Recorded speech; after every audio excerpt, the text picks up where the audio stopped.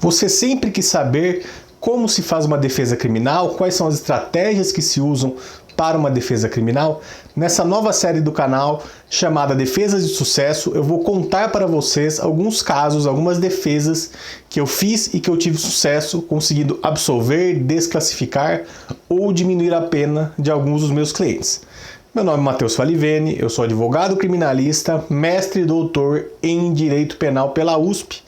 E nessa série, como eu disse, a gente vai destrinchar alguns casos difíceis em que eu consegui obter sucesso, consegui obter um provimento favorável ao meu cliente. E o primeiro caso é um caso de tráfico de drogas.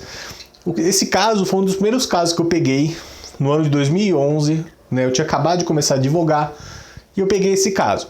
Um caso muito difícil. O que aconteceu? Um indivíduo ele tinha sido condenado a uma pena de 15 anos pela prática do crime de tráfico de drogas.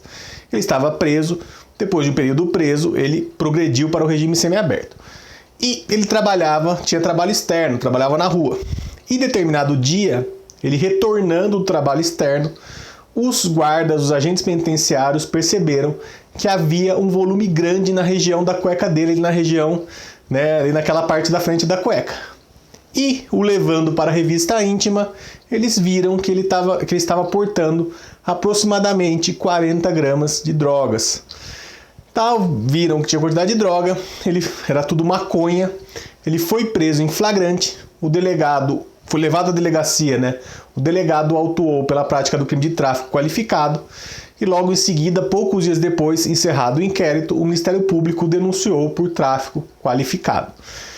Eu assumi a defesa e pensei qual seria a estratégia que eu usaria num caso como esse. Porque naquele momento me parecia um caso muito difícil, muito complexo. Né? E eu pensei, bom, os guardas no depoimento prestado na polícia haviam dito que ele havia confessado informalmente que ele estava trazendo aquelas drogas como forma de saldar uma dívida, de pagar uma dívida que ele tinha dentro da penitenciária. Tudo bem, apresentei lá a defesa prévia, não obtive nenhum resultado, partiu para a instrução do processo. Eu pensei o que nesse caso? Bom, eu tenho que conseguir gerar dúvida na cabeça do juiz. Por quê? Se eu conseguir fazer o juiz ficar em dúvida se de fato houve o tráfico, essa dúvida for uma dúvida relevante, uma dúvida razoável, o juiz desclassifica para uso. Né? E no dia da audiência foram ser ouvidos os dois agentes penitenciários. Um deles, o primeiro a ser ouvido, chegou e falou claramente, olha, ele afirmou categoricamente que ia levar droga para pagar uma dívida e portanto seria tráfico. Já o segundo que foi ouvido chegou e falou, não, olha, eu não lembro direito, ele não falou pra gente o que tinha acontecido. Ele falou que só que estava levando a droga, assumiu que estava levando a droga, mas não disse qual era o motivo. O segundo agente penitenciário disse isso. Eu falei, bom, vou ter que trabalhar em cima do depoimento desse segundo agente penitenciário. E nos memoriais, né, na defesa final, eu bati em cima desse depoimento. Falei, olha, o primeiro falou que sim, mas o segundo falou que não falou nada. Né, que não tinha como saber na hora, ele não falou nada. Nesse caso também foram ouvidos outros presos que estavam juntos no momento da entrada. Eles falaram que ele não falou nada. E eu trabalhei em cima disso. Daí a expectativa, né? Apesar de eu ter trabalhado bem, feito bem firme essa questão da dúvida, a expectativa era que ele vai ser condenado. Até que determinado dia eu vou lá, acesso o site do TJ e vejo que foi desclassificado para uso.